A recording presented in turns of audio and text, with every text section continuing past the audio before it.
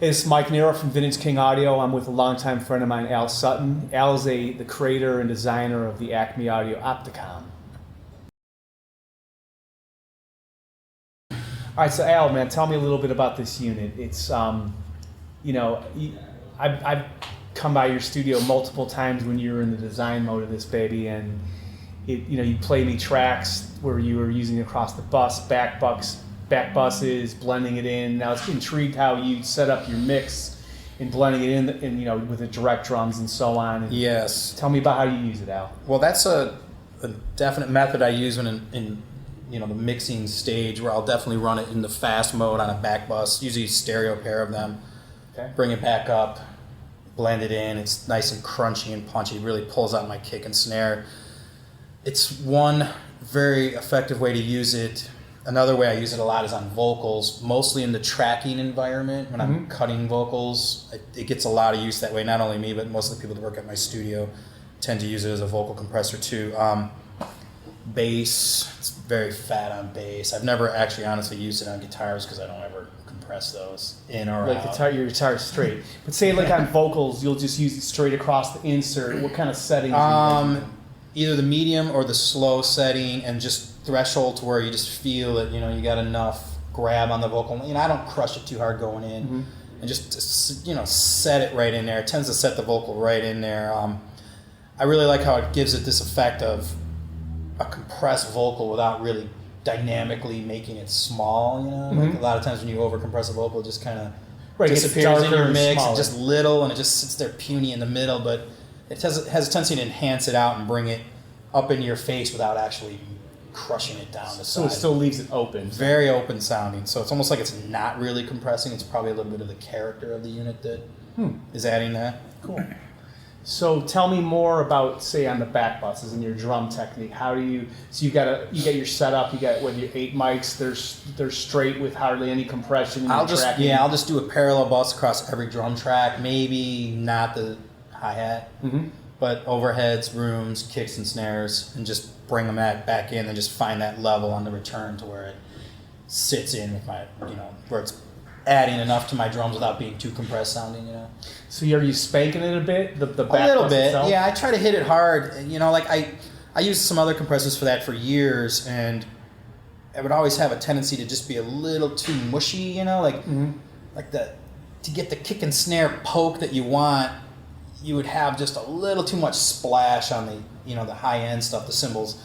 But this tends to just kind of get the kick and snare really pumping really hard in there, and the cymbals, they tame back a little bit. I think maybe it's the tube circuitry that might have a little bit to do with that. It's the way we've picked the attack and release times on the settings too. So, and it's variable on how fast we use it. For drums, it depends on if we're doing it with, if it's something really aggressive, you go with the fast setting because it's designed to have a little bit more harmonic distortion in that setting.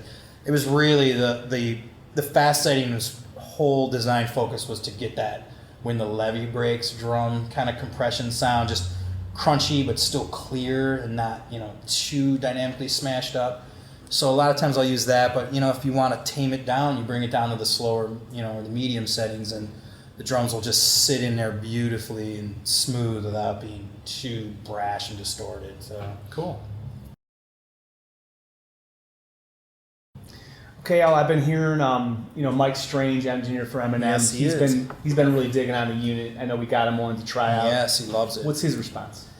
He's completely in love with it. He actually was a big LA-2A fan, which was kind of the inspiration came from an LA-2A for this unit, but I think it's gone way beyond that in diversity of use. But he actually, him being Eminem, actually likes the thing in fast mode on his vocals, which was something that I never would have actually thought of, because that was more or less my focus on that setting was to have a crunchy drum compressor, and it's deliberately slightly harmonically distorted in the way it attacks and releases, but for him, he's loving the way it reacts to his voice. I mean, his quote was that it pulls out hidden emotions in his vocals, and I was completely shocked, not shocked, but wow, that's great. People finding their own uses for it and things I never really thought it would do, was intended to do, but they're loving it on that mode. So So he's using it on a lot of his new releases? Yeah, it's all the new stuff. He's had one now for, 8 months. So, they've used it on,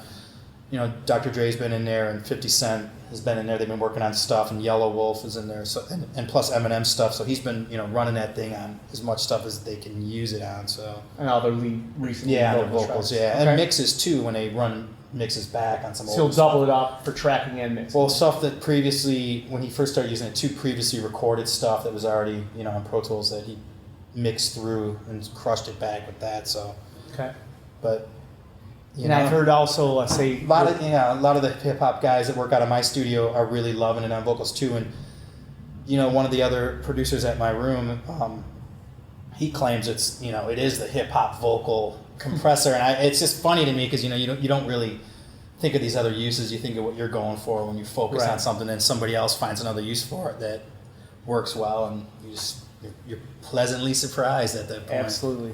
What about, I heard Vance Powell's been using it. What's Vance has been digging on it. He loves it as a back bus drum compressor. He uses it as a parallel vocal compressor too, which is an interesting thing. I've not done much of that. I mean, I don't do that.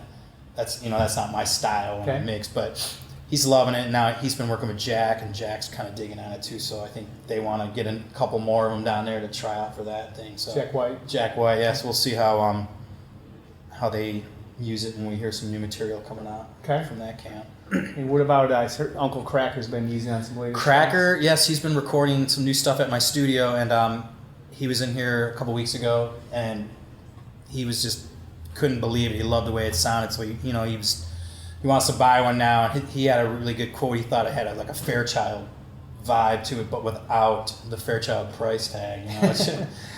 About a tenth the price. Yeah. About 1/10. What do you think it is? Is it I mean, when I heard it, what really struck out as me is the creamy harmonic texture of it.